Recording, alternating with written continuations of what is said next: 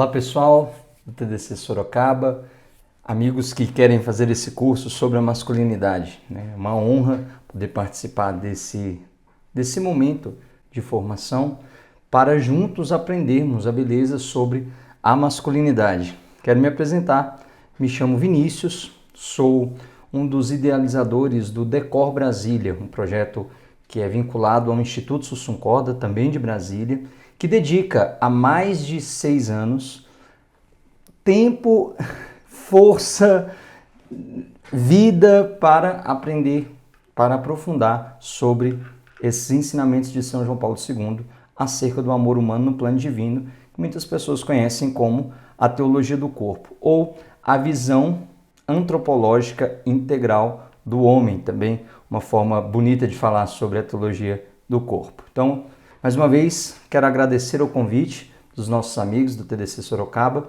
para poder fazer parte, somar com essa equipe, com esses homens e mulheres que desejam aprofundar e disponibilizar para você essa formação. Antes de começarmos de fazer uma breve oração, quero dizer isso para você. Você é um agraciado. Você que está vendo essa palestra é um agraciado, porque Deus moveu, um grupo de pessoas, Deus moveu um coração de pessoas e uniram essas forças para que você tivesse acesso a esse conteúdo, para que você transforme o seu coração. Então não é fruto do acaso você ter feito a sua inscrição, não é fruto do acaso o acesso que você tem a esse curso. Quero pedir a Deus que você beba, aprofunde, abra o seu coração totalmente à graça que Deus quer derramar e quer ensinar sobre a masculinidade. Você, homem, para colocar em prática, para viver especificamente esse chamado. Você, mulher, para entender também o que passa, o que é o homem, o que eu posso ajudar. A gente cai nessa tendência de, o homem que se preocupe com se conhecer, a mulher que se preocupe em se conhecer. Sendo que é importante para a relação homem e mulher que o homem conheça muito bem o universo feminino e que a mulher conheça muito bem o universo masculino. E assim vivam essa integração, essa comunhão, ou que São João Paulo II traz, essa communium personarum, essa comunhão de pessoas. Bom, quero rezar com você uma oração, já que estamos no ano de São José, consagrar a ele essa nossa conversa, consagrar a ele essa nossa partilha para que adentremos sobre o tema da nossa palestra aqui que me foi pedida, Teologia do corpo do homem. O que a gente pode tirar disso, Vinícius? Tem muita coisa legal e a gente vai aprofundar. Mas para que a gente entre isso, precisamos da graça, precisamos do auxílio do alto e nada melhor do que recorrer ao Santíssimo Pai adotivo de nosso Senhor Jesus Cristo, São José, para que interceda por nós, interceda pelos homens, interceda para que a masculinidade seja vista não como esse que a gente coloca aí hoje, que as pessoas colocam aí hoje, uma masculinidade tóxica. Vamos falar um pouco sobre isso, mas para que a gente entenda a beleza do masculino ordenado que se revela através do corpo. Em nome do Pai, do Filho e do Espírito Santo. Amém. A vós, São José, recorremos em nossa tribulação, e tendo implorado o auxílio de vossa Santíssima Esposa, cheios de confiança, solicitamos também o vosso patrocínio. Por esse laço sagrado de caridade que vos uniu à Virgem Imaculada, Mãe de Deus, e pelo amor paternal que tivestes ao menino Jesus, ardentemente vos suplicamos que lanceis um olhar favorável sobre a herança que Jesus Cristo conquistou com o seu sangue e nos socorrais em nossas necessidades com vosso auxílio e poder. Protegei a guarda providente da divina família, o povo eleito de Jesus Cristo. Afastai para longe de nós, ó Pai amantíssimo, a peste do erro e do vício. Assisti-nos do alto do céu, ó nosso fortíssimo sustentáculo, na luta contra o poder das trevas, e assim como outrora salvastes da morte a vida ameaçada do menino Jesus, assim também defendei agora a Santa Igreja de Deus das ciladas do inimigo e de toda a adversidade. Amparai cada um de nós com o vosso constante patrocínio, a fim de que, a vosso exemplo e sustentados com o vosso auxílio, possamos viver virtuosamente, morrer piedosamente e obter no céu a eterna bem-aventurança. Amém. Glorioso São José, rogai por nós. São João Paulo II, rogai por nós. Em nome do Pai, do Filho e do Espírito Santo. Amém.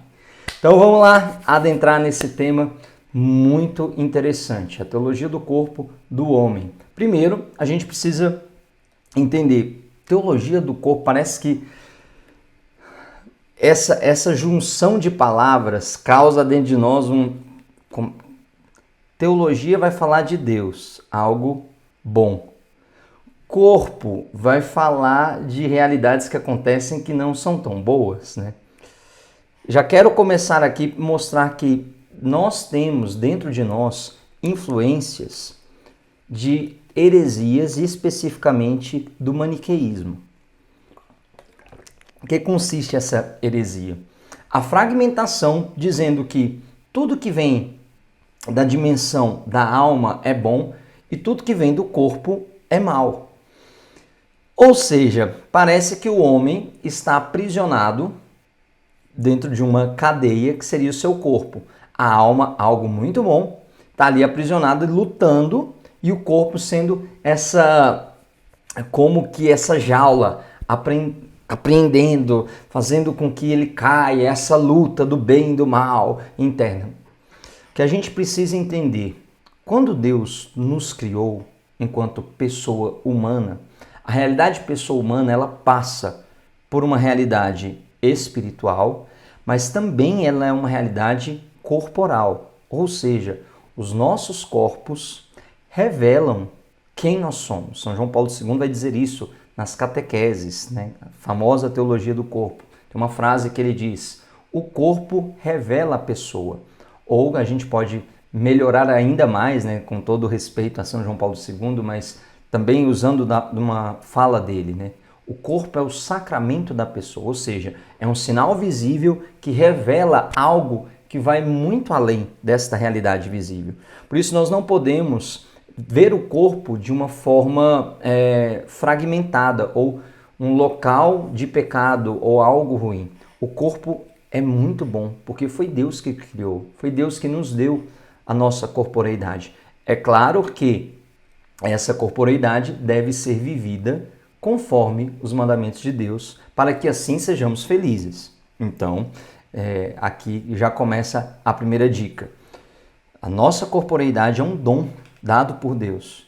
E nós somos um ser corporal e espiritual. Outra frase que São João Paulo II gosta muito de dizer, né? Gostava muito de dizer, tem nos seus escritos.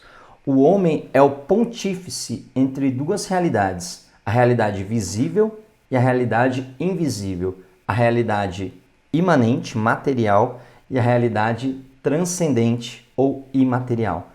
Nós, então, estamos nesta ponte, e essa ponte se dá com essa integração corpo e alma. Então, quando você ouvir teologia do corpo, entenda que através dos nossos corpos, através da nossa corporeidade, através do nosso ser pessoa, nós podemos entender um pouco mais de Deus, especificamente o Deus que é relação e o Deus que é amor, o Deus que é convidado, o Deus que transmite esse amor, a relação entre três pessoas que se tornam uma só, um único Deus, três pessoas, mistério da Santíssima Trindade, que é revelado, de certa forma, na união entre homem e mulher no corpo. Por isso, nós podemos dizer que o homem e a mulher são imago Dei, ou seja, imagem e semelhança de Deus. Então, primeira introdução para a gente poder adentrar. Vinícius, você falou que o tema então é teologia do corpo do homem. Sim, Deus quando criou a humanidade, ele pensou masculino e feminino. São João Paulo II, se eu não me engano, na catequese número 10, vai dizer que a masculinidade e a feminilidade são como que duas encarnações. Como assim duas encarnações? Duas formas de expressar o ser humano. Nós só podemos ser ou masculino ou feminino. E como que a gente descobre isso? Ah, Vinícius, pelo nosso pensamento, o que nós nos sentimos inclinados. Não, não, não, não, não, não, não, não. Através dos nossos genitais. Quando nós nascemos, o médico está ali esperando, tira a criança do ventre da mãe, ele levanta a criança e ele vai dizer, é menino ou menina, olhando em quê? Nos genitais. Ele não vai levantar a criança e falar assim, bom, vamos ver o que este ser humano vai dizer, porque ele é livre, nós não podemos defini-lo em uma sexualidade binária. Não existe isso, homem, por quê? Porque ali eu vi um pênis. Mulher, por quê? Porque ali eu vi uma vulva, uma vagina. Percebam que ouvir essas palavras, pênis, vagina ou vulva, começa, né? Vinícius, eu vou até abaixar um som, porque eu não posso. Vai que alguém passa aqui e veja a gente falando sobre essas coisas. Uma visão deturpada da nossa corporeidade. Uma visão totalmente equivocada daquilo que é os nossos genitais e o que eles representam. Vejam, nós vamos ensinar partes do corpo para as crianças de forma para adequar a linguagem à criança. Então a gente diz, olha o olhinho, olha a boquinha, o máximo que a gente faz. A gente não dá apelido para olho, para boca, para nariz, para braço, né? Perceba, braço, falar braço é mais difícil do que falar pênis. Esse brr, esse R, né? Essa consoante dizer ar, né? Já é mais difícil. Mas a gente fala, olha o bracinho, né? Tem um nho e r, já é mais difícil, mais complicado. Mas mesmo assim, quando nós vamos falar dos genitais para as crianças, nós colocamos apelidos. E aí, N apelidos não quero trazer, é desnecessário a gente colocar. Mas o que eu quero trazer à tona é, por que nós temos problema em dizer pênis e vagina ou vulva? Porque ainda nós associamos esses órgãos sexuais com a luxúria, com a dimensão do pecado, com a dimensão da separação. Por isso, desde já, né, convido você, ao longo desse vídeo, se identificou alguma coisa, reza, peça a Deus a graça. Aqui a ideia não é te jogar conteúdo pelo conteúdo. A ideia aqui é, através de um conteúdo, fazer uma profunda reflexão e, quem sabe, pela ação de Deus, Deus que tudo quer, Deus que tudo pode, realizar em você um ato de cura na sua sexualidade e especificamente na sua masculinidade. Então, Vinícius, falar isso me gera, para esse vídeo, reze um pouco. Senhor, por que eu ainda tenho? E peça a Deus a graça para que inunde seu coração, para que venha tocar a sua sexualidade, para que você não tenha vergonha de dizer, porque esse é o nome mesmo dos nossos órgãos sexuais. A gente fala, parece que vem um sorriso natural, né, na boca, mas é porque ainda dentro de nós há essa fragmentação e nós precisamos, para uma vida de santidade, viver a integração do amor, que é a castidade, e a castidade nos convida a entender a nossa corporeidade e viver o chamado dentro da nossa corporeidade, chamado ao amor que se dá no corpo. Beleza, falamos aqui masculino e feminino, mas o que é especificamente do masculino? Vamos fazer uma análise fenomenológica. São João Paulo II adota dentro de um dos seus pensamentos, né, a fenomenologia. O que é isso? É olhar as realidades visíveis e perceber nelas algo que vai além. Então, conseguir olhar uma cachoeira, vamos supor assim, entender os fenômenos que ali cercam e tirar conceitos, tirar ensinamentos. Estou resumindo muito, tem muito mais do que isso, mas para aquilo que interessa, eu acho que essa explicação já basta, tá bom? Então, vamos analisar fenomenologicamente o homem, as características corpóreas do homem. A primeira delas, mais notória, para dizer que nós somos homens, nosso órgão sexual. O órgão sexual masculino, ele é externo. Como assim? Ele não está escondido ou guardado, ele é todo exposto. o pênis é exposto, né? Os testículos estão ali, a gônada que produz os hormônios que vão trazer as características primárias e secundárias do homem, né? Primária, o gameta masculino, né? O espermatozoide, características específicas do homem, a testosterona que influencia em tantas outras coisas, características secundárias, né? A barba, esse gogozinho aqui, né? O pomo de Adão, um músculo que consiga mais força, tudo isso fechando, né, para a gente entender aqui, essa dimensão externa vai mostrar de certa forma que o homem é convidado a iniciar o dom. O homem é chamado a iniciar o dom. Que dom é esse, Vinícius? Iniciar a dimensão do amor. Pensa aí, o homem é chamado a tomar a iniciativa. É próprio do homem a proatividade. Começar algo, começar um projeto, começar uma aventura. A gente vai falar daqui a pouquinho sobre isso, mas vejam que o homem ele é dado a uma dimensão de fazer as coisas. Ele tende a fazer as coisas e isso vai dizer muito sobre o masculino.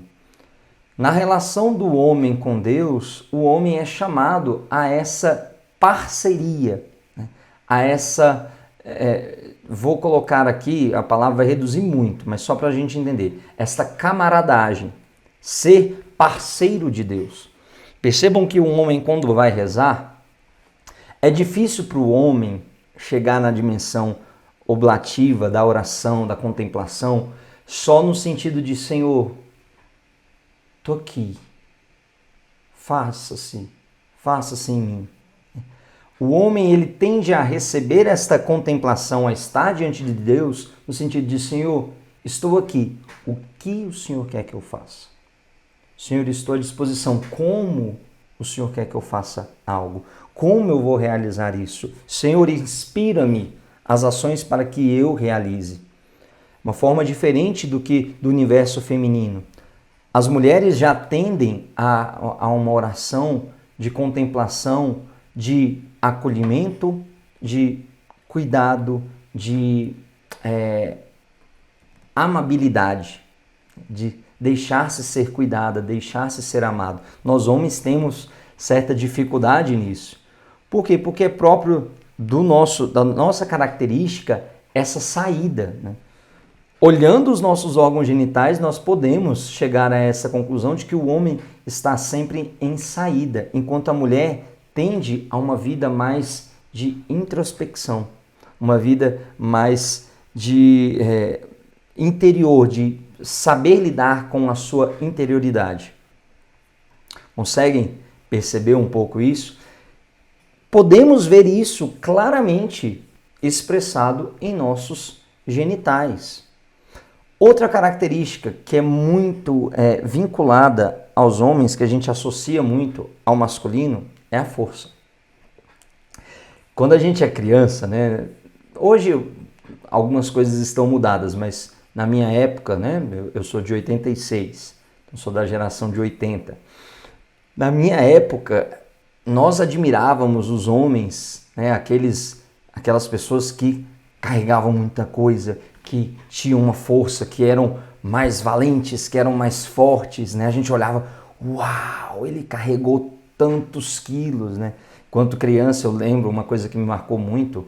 Certa vez a gente foi ajudar meu pai numa empreitada na roça, né? Meu pai tem uma pequena fazendinha no interior de Minas e aí a gente foi fazer algo e era para fazer capinar, né, o terreiro.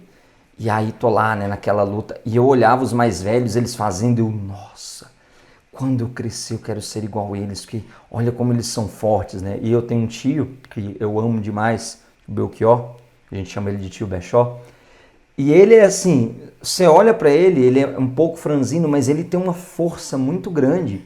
Então ele levantava assim, toras de madeira assim, sozinho, enquanto precisava de outros 2 ou 3 para carregar, e ele carregando no ombro e levando, e você, né? Uau! Externamente, a gente associa, né, a virilidade com esta força. Parece que é um sinal visível, né? Tanto é que filmes que chamam a atenção, que falam para os homens, são de heróis que, né, são viris, são fortes. Então, na minha época, né, o Rambo, o Exterminador do Futuro, o Rocky, né? Rocky é um exemplo muito bom para falar sobre masculinidade. Né? Ali, a presença dos músculos, uma força, né? uma garra. Na verdade, o que admira na masculinidade não é tanto esta força exterior. Essa força exterior chama a nossa atenção, mas ela tem que ser reflexo de algo muito maior. Ela tem que ser sacramento de algo muito maior, que é a força interior. Quando nós vemos um filme que nós admiramos pela força, pela ousadia, pela coragem, nós vemos num ato de força, né? Eu desconheço algum homem que não tenha gostado do filme 300, né? Que fala sobre a história de Esparta, né? Onde eles vão gritar, né? Ah, vamos lutar, tem todo mundo, coragem, homens, hoje nós vamos morrer. Eles, a gente por dentro fica, eu não sei se eu dou conta não, mas é interessante esse movimento, né? Um homem quando sai de um filme de super-herói, né? Eu lembro de um amigo meu, quando a gente foi para ver um filme acho que foi Homem-Aranha, ele saiu do cinema, ele já estava assim, pensando onde ele ia jogar as teias. Pode parecer bobo, mas existe dentro do homem essa inclinação ao heroísmo, essa inclinação ao sacrifício em prol de um bem. Não quer dizer que não exista na mulher, mas isso é mais claro para o homem, o sacrifício em uma dimensão heróica. Na mulher é mais claro a dimensão do cuidado até a última consequência. É bonita essa complementariedade, né? Não existe melhor ou pior, existe uma complementariedade. E cada um vivendo aquele seu chamado específico, isso é que vai fazer com que haja uma masculinidade ordenada e uma feminilidade ordenada. Mas voltando a essa coragem interior, essa coragem não, essa força interior, que é próprio, que há uma inclinação do masculino para isso. Hollywood já entendeu como agir com a cabeça masculina, que é sempre um ato de coragem chamado o homem, um ato de força, um ato de até as últimas consequências, seja até para dar a morte. Um filme que fez muito sucesso, chamado Coração Valente, fala da história de William Wallace, um homem da Escócia, né? Ele, num determinado momento do filme, ele diz: homens, viestes aqui para lutar? Aí eles, não, nós não vamos morrer, eles são muito mais do que nós. E aí, né, William Wallace, interpretado brilhantemente por Mel Gibson, ele está em cima de um cavalo, né, todo imponente, ele: se lutares, provavelmente morrereis, mas o que adianta estar na sua casa, sentado, vivo, mas não ter liberdade? Aí inflama o coração dos homens, ele Abrahur, grita uma palavra de ordem, aí inflama todo mundo e todo mundo vai para a guerra e conseguem ali a vitória, né? Dentro de nós existe esse guerreiro que muitas vezes pode estar adormecido por uma cultura da não masculinização da humanidade, né? Do rejeitar aquilo que é próprio do homem, que é esta força, essa intrepidez, essa vamos fazer, é agora, bola pra frente, segue, vamos à luta. Tudo isso expresso na nossa corporeidade. Pode perceber que o homem, ele tende a carregar, vamos colocar assim, um homem e uma mulher da mesma idade, tendo o mesmo treinamento físico, o homem ele tende a carregar um pouco mais peso do que a mulher, ele tende a uma resistência um pouco maior do que a mulher. Por quê? Porque ele foi criado para o sacrifício. A gente percebe isso porque o homem é que deve servir ao exército, o serviço obrigatório no exército. Alguns países, né, como Israel, também tem o serviço obrigatório feminino, mas pela história dele, mas a naturalidade, o que é mais comum é que o homem vá para a guerra, para que o homem tome as armas. Por quê? Porque ele é chamado a dar essa vida. Como assim, Vinícius? Da onde que você tirou isso? Você está tirando isso da sua cabeça? Não, eu estou tirando isso da palavra de Deus. Quero convidar você a ler comigo uma passagem de Efésios, capítulo 5, versículos 22 e seguintes. Efésios, capítulo 5, versículos 22 e seguintes. Diz o seguinte: as mulheres sejam submissas a seus maridos, como ao Senhor, pois o marido é o chefe da mulher, como Cristo é o chefe da igreja, seu corpo, da qual ele é o Salvador. Ora, assim como a igreja é submissa a Cristo, assim também o sejam em tudo as mulheres a seus maridos. Aí os homens, olham, são casados, falam aí, ó, tá vendo agora, mulheres sede submissas. Mas não se entendeu essa submissão, por quê? Porque a passagem continua.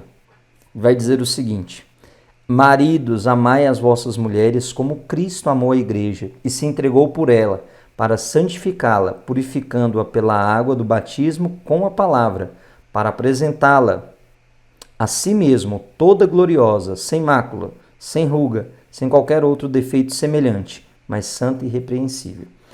Qual que é o problema dessa passagem aqui quando vai se ler e gera um reboliço interior? Primeiro, a ideia de submissão parece uma ideia de servidão, de exploração. E não é isso. Se nós dividirmos a palavra, submissio, estar amparada, estar abaixo de uma tarefa que vem a resguardar esta situação aqui. Então, estar sob a missão, estar submissa é estar protegida por uma tarefa. Se a mulher é convidada a ser submissa ao marido, ou seja, ela é convidada a estar sob a tarefa do marido, nós precisamos saber qual é a tarefa do marido. E aí, São Paulo vai dizer, a tarefa dos homens é sacrificar-se. A tarefa dos homens é dar a vida, como Cristo deu a vida pela igreja. Ou seja, morrendo, gastando-se, dando até a última gota. Por isso, Deus nos fez com uma inclinação a ter mais força. Por isso que Deus nos deu uma inclinação a sermos mais resistentes. Por isso que na constituição masculina, Deus nos deu uma pretensão, uma disposição para uma resposta mais rápida, seja de forma psicológica, seja de forma humana, porque nós somos convidados a nos arriscar, a nos colocar a serviço. Falava dessa força exterior, mas você pode olhar para si mesmo, e quando eu comecei a minha caminhada na igreja, eu era muito magro. Depois que casei, engordei, é quase que a regra, depois que casa. Mas eu pesava 55 quilos, era muito magrinho, E eu tinha dentro de mim que ser homem era ser, forte, fazer grandes obras, carregar grandes toras de madeira e tudo. E graças a Deus tive na minha vida um sacerdote, um homem santo, Padre Geraldo aqui de Brasília, que me dizia que a masculinidade ela é muito mais do que uma força externa, uma força interna, uma decisão, ou como vai dizer Santa Teresa d'Ávila, uma determinada determinação para um ideal. Percebam que nós, homens, muitas vezes nós somos tidos como cabeça dura. E, sendo sincero, só entre nós aqui, tem hora que a gente é mesmo, mas somos conhecidos às vezes por ser cabeça dura, porque quando nós temos uma ideia na cabeça, nós queremos resolver. Isso é próprio do âmbito masculino. A gente precisa de conversão, saber quando estamos errados, reconhecer e ter humildade, mas ter essa inclinação para fazer e ir até as últimas consequências é próprio do nosso ser masculino, porque Deus nos fez como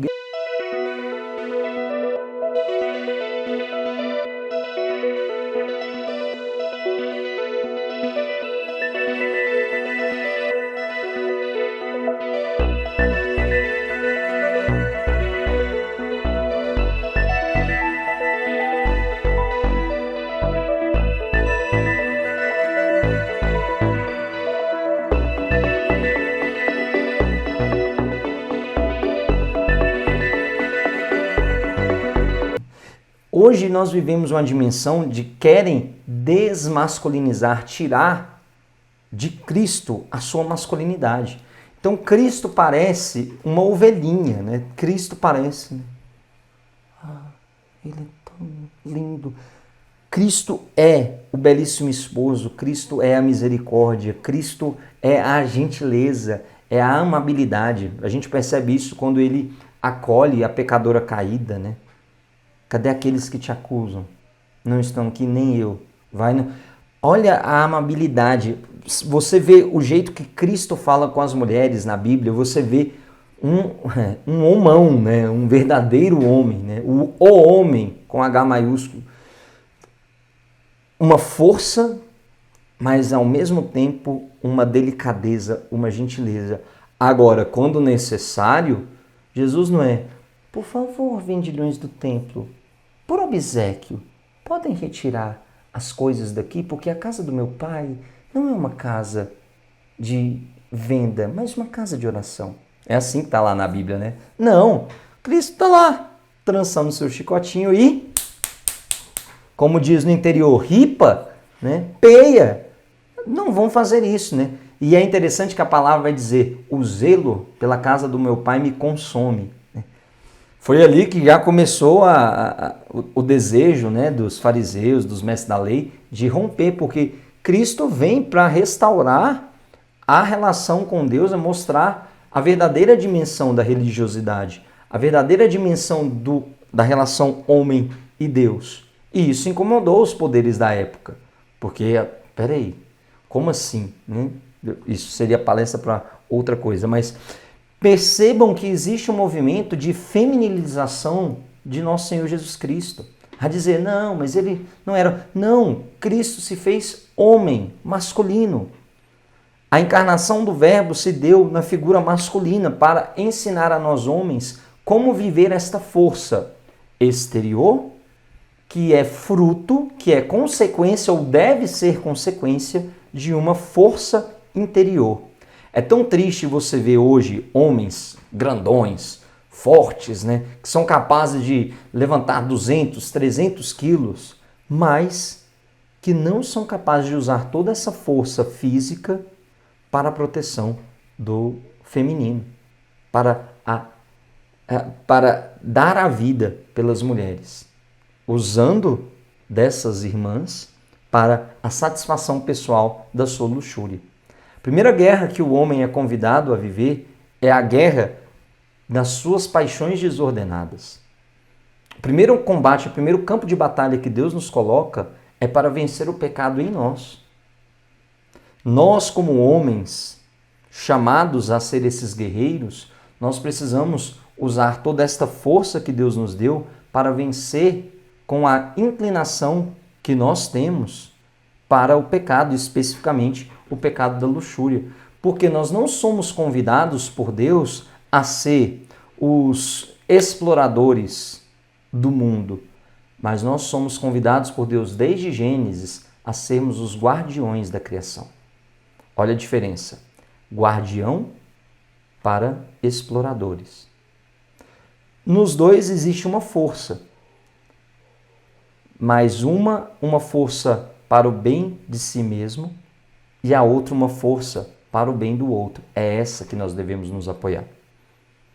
Cristo vai dizer, não há maior alegria do que dar a vida pelos seus amigos. Cristo, na sua encarnação, ensina o homem a ser... Nós não temos desculpas, meus queridos. Como é que deve ser homem? Nós já temos um modelo.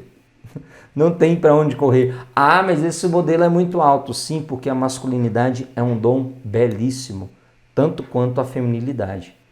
A masculinidade exige esforço, é uma virtude. A feminilidade já é uma inclinação própria da alma. Como assim, meninas? Explica melhor isso. Biologicamente, todos nós somos XX ou XY. Não vou tratar aqui das anomalias que possam acontecer, porque a anomalia ela tem que ser tratada como uma exceção e que não cabe tratarmos a exceção, temos que tratar a regra. XX, XY. O que é comum a todos nós? X, né? O cromossomo X.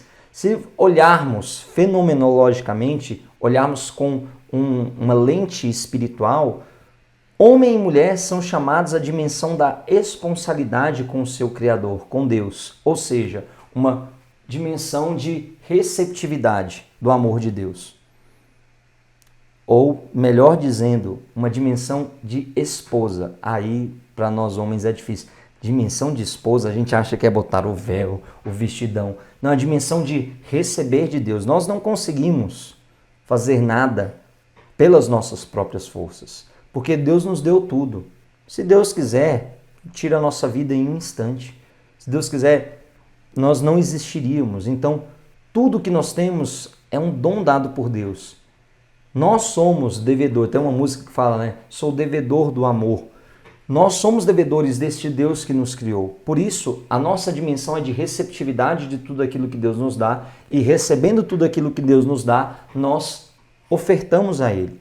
Então, nessa dimensão de receber, homem e mulher vão receber da mesma forma.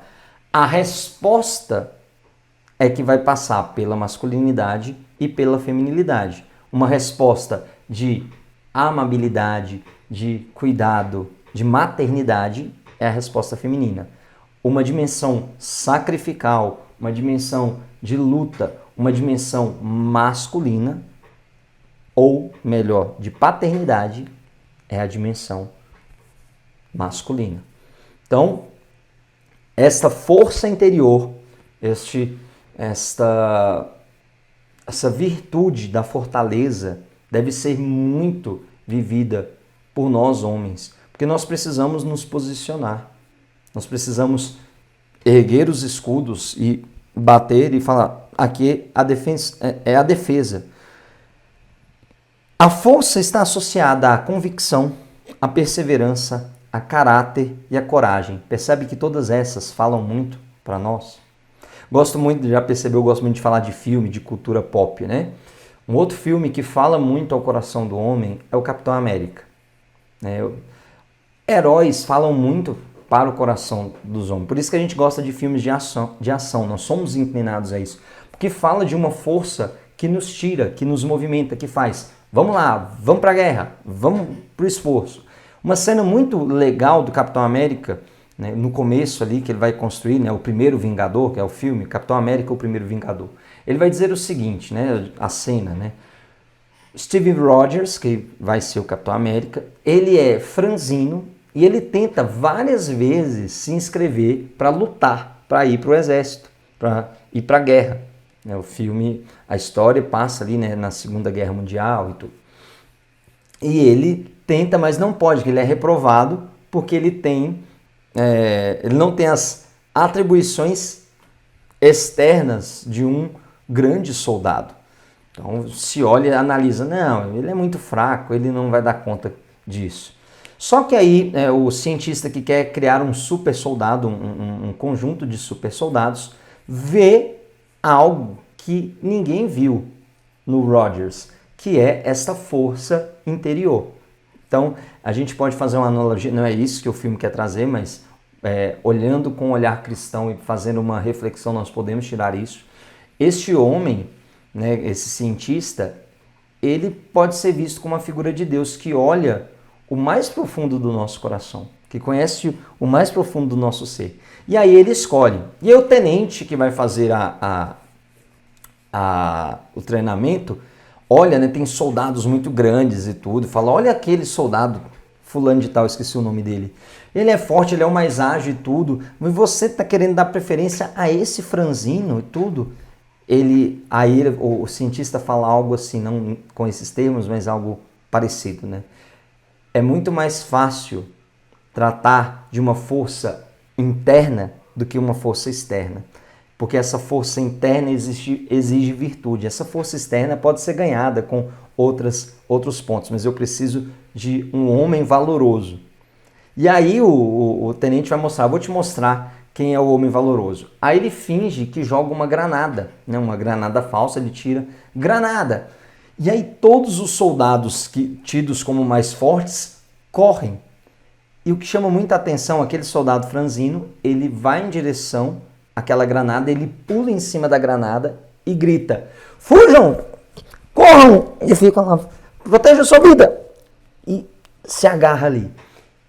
E aí chama a atenção e mostra: peraí, esse homem, ele tem algo específico, ou seja, esse homem é verdadeiramente homem, porque ele entendeu a dimensão do sacrifício. Quantos de nós podemos olhar e não ter a força física ou não ter os atributos de uma masculinidade que pode ser vista de uma forma muito estéril? A força interior, ela é muito mais importante. Claro, é importante para nós, né? Faz bem para nós conseguirmos vencer desafios de força, de resistência e tudo. Mas como seria bom se nós entendêssemos que mais do que carregar grandes pesos, é carregar um caráter, é poder defender a fé de uma forma, até mesmo, se preciso for, em direção ao martírio. Quantos homens na nossa história não foram valentes guerreiros exteriormente, mas foram profundos guerreiros na fé? Um São Curadars, né, que dizem, né, dos relatos, muito franzino, mas que os demônios tinham terror e diziam: se tivesse mais um Curadars, um ou dois, né? Acho que era mais um. Se tivesse mais um Curadars na França, a França seria praticamente toda católica. Olha o que os demônios diziam.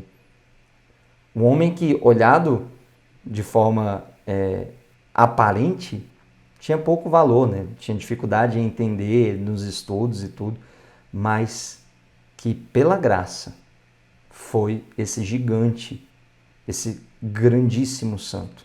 E tantos outros que a gente poderia dizer. Então, trago esse exemplo, né, do filme para dizer que a nossa masculinidade, ela pede um exercício de sacrifício, um exercício de dar a vida. Vinícius, como então eu posso treinar esse dar a vida? Em pequenos gestos. Primeiro, dar a vida morrendo para si mesmo contra os seus pecados. É a primeira dimensão da nossa luta, como eu falei, primeiro campo de batalha. Segundo campo de batalha, a defesa da verdade, a defesa dos valores cristãos, a defesa da fé católica, a defesa das pessoas que estão ao nosso redor. Seja defendendo dos nossos pecados, seja defendendo dos pecados dos outros. É tão ruim para uma mulher, quando ela está convivendo com um homem, quando ela está conversando e o homem está assim, ó, fazendo o que a gente, né, popularmente chama de dar uma conferida, né? Porque ela não está sendo vista, ela não está sendo cuidada. E essa é a dimensão da paternidade. Por isso, nós temos braços mais longos para envolver e proteger. Numa realidade corporal. Nós temos uma voz mais grave para que essa voz seja um sinal visível de uma voz interior que diz: eu e minha casa serviremos ao Senhor. Aqui o demônio não tem vez. Aqui quem é Senhor da nossa vida é Deus. Uma voz grave para bradar a favor da vida, a favor do casamento entre homem e mulher, a favor da educação, do direito dos pais de educar os filhos. Infelizmente, estamos em uma cultura onde os homens têm ficado cada vez menos em dimensões de saída para dimensões de entrada. Como assim? Gasta-se tanto tempo com jogos virtuais, gasta-se tanto tempo com um cuidado exagerado na sua estética. Isso aqui é um sinal muito perigoso. O homem, ele tem um chamado de renúncia de si em prol de um bem do outro. Como eu vou chamar um homem a viver essa renúncia de si se ele tem medo de estragar as suas unhas?